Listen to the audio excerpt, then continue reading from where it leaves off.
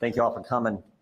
You know, a few years ago, Polly and I got a call from some friends live in the Dayton, Ohio area. We live about 40 miles north of there, and they asked if we were free to go to dinner with them on a few nights later, and we said sure. And they said, before we go to dinner, we're going to tour the Wright brothers' homes. And we said great. We enjoy history. Let's Let's learn about these amazing two Americans. And so we go there, and we paid the lady at the door $5 from the Historical Society.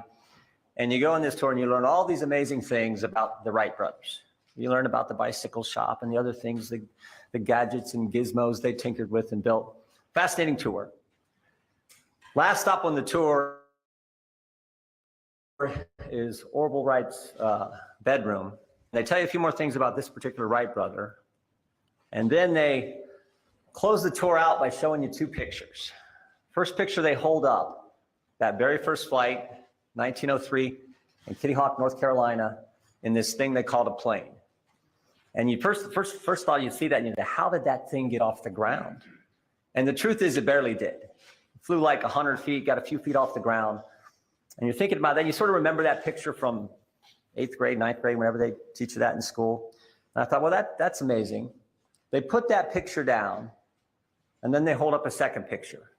44 years later, 1947, Chuck Yeager breaking the sound barrier in a jet.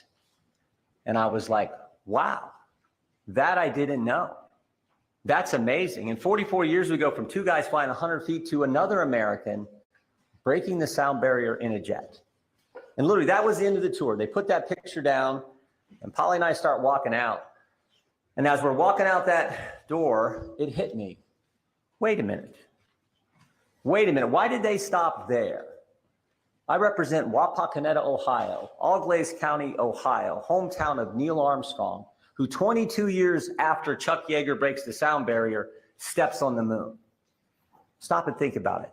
In 66 years, one lifetime, we went from two guys flying 100 feet to putting a man on the moon. It is a great country, the greatest country in my judgment, made up of great people.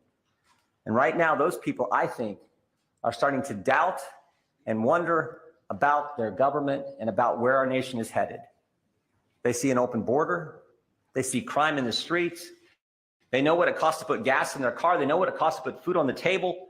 They see a war in Israel, our strongest ally, Israel, and what's happening there, and the help that Israel needs.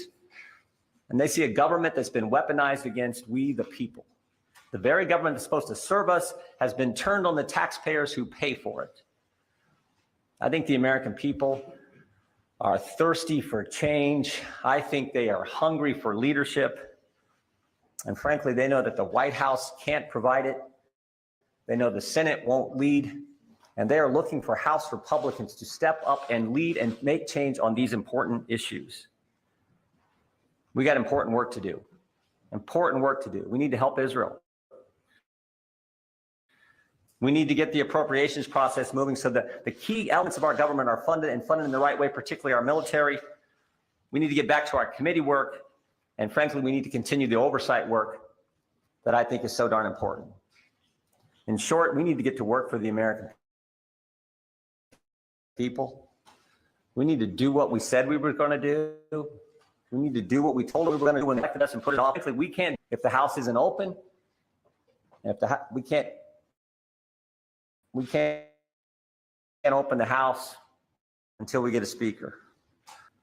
Paul's the old guy giving advice to the young guy, Timothy. And he says, fight the good fight, finish the course, keep the faith. And I tell folks, I love that verse because of the action in it, because of the word.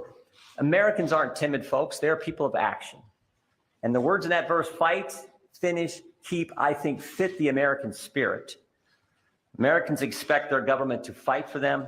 They expect us to finish our work, and they expect us to keep faith with the principles and values that made us the greatest nation ever, made us the nation that could go from the Wright brothers to Neil Armstrong.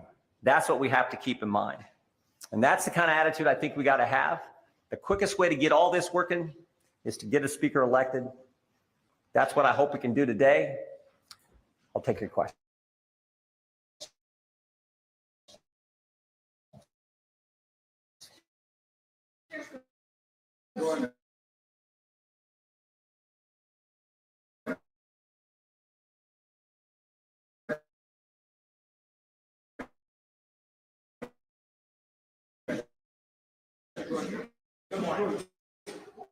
So lay out your path. Are you all full vote.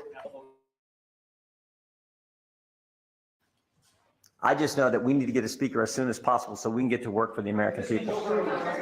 Thank you, Congressman. So just to be clear, you plan to grind this out this weekend if you don't get the votes to date? And then secondly, President Biden, as we heard last night, is sending a $100 billion foreign aid package here You make, Congress.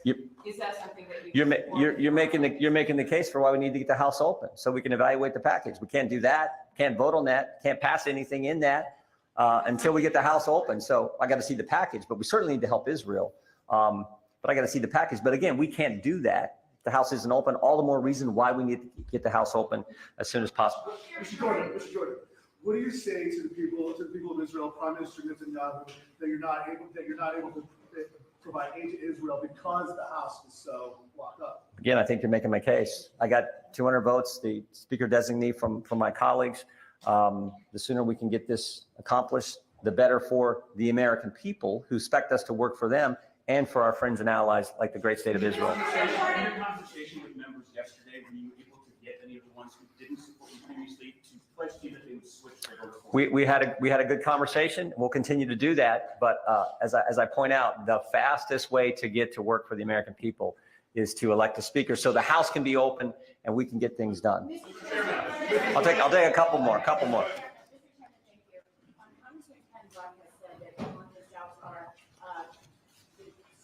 Election and your view on that. So I'm going to ask you two related questions.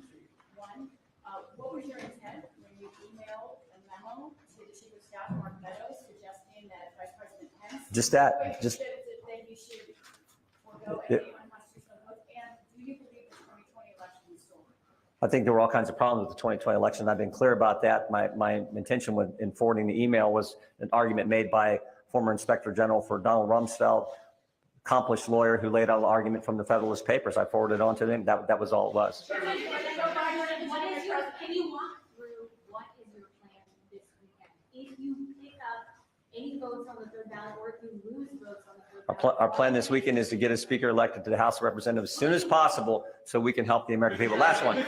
What is your message for the people of Israel about We stand with everyone's time when you clearly don't have the votes to be speaker?